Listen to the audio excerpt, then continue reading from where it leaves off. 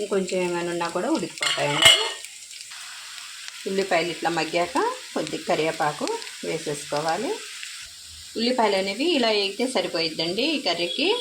ఇప్పుడు సన్నగా తరిగి పెట్టుకున్న టమాటా ముక్కలు వేసేసుకోవాలి. వేసి మొత్తం కలిపేసుకోవాలి.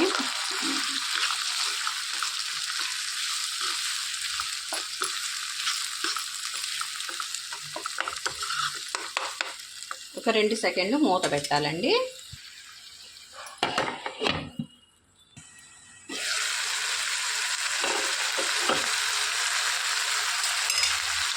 మంచిగా మగ్గిపోయింది.